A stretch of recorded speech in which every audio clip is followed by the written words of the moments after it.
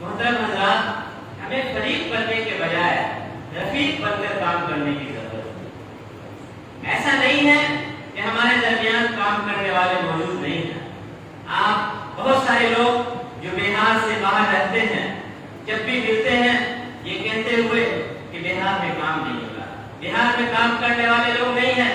میرے بھائیوں، جب آپ کا قورمہ، بریانی اور اچھے کھانے، وی آئی پی کلچر یہ نہیں چھوٹے گا تو بہار میں کیسے قائم ہوگا؟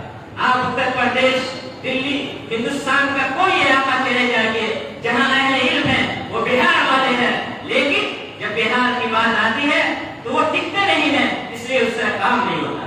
اگر 50% بھی لوگ، اگر 25% بھی لوگ ہمارے اہل علم حضرات جو بہار سے باہر رہتے ہیں اگر وہ یہاں ٹک جائے تو انشاءاللہ اس طریقے سے بہار کے بچے ہندوستان کے تمام ریاستوں میں جاتے ہیں، اسی طرح میں دعویٰ کرتا ہوں کہ اگلے 10-15 سالوں میں ملک کے تمام دیگر ریاستوں کے بچے اسی طرح بہار آ کر کے بچے پڑھیں گے۔ بہار، یو پی کے، اتر پردیش کے حالات کیسے ہیں؟ بہت سارے بچے کہتے ہیں کہ یو پی کے حالات خراب ہیں۔ بہار ایک پرامن ریاست ہے، ہم سب کی ذمہ داری بنتی ہے کہ الحمدللہ اللہ نے ہم کو بہار کے لیے قبول کیا ہے۔ تمام ذمہ داران تن من دھن کے ساتھ، پورے جنون کے ساتھ، پورے دلچسپی کے ساتھ، آپ جس ضلع سے بھی ہو، جس گاؤں سے ہو، جس شہر سے ہو، آپ اگر پورے دلچسپی کے ساتھ کام کریں گے تو جامعہ زکریا کی طرح انشاءاللہ آپ کے ادارے کا نام بھی ہوگا۔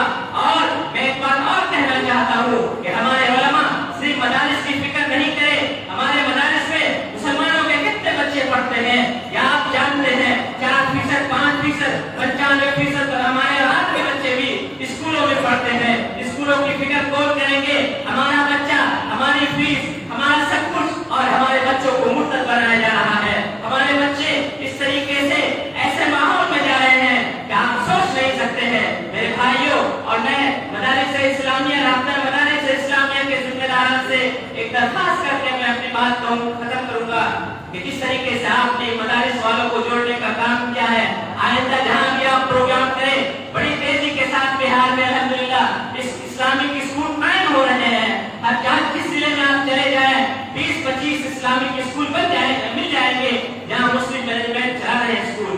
آپ ان کے اساتذہ کو بلائیے تاکہ ہمارے بچوں کی جو دینی تعلیم ہے، جو ان بچوں کا قرآن ہے، وہ بہتر سے بہتر ہو سکے۔ اللہ تعالیٰ ہم سب کو کہنے سننے سے زیادہ عمل کرنے کی توفیق عطا فرمائے۔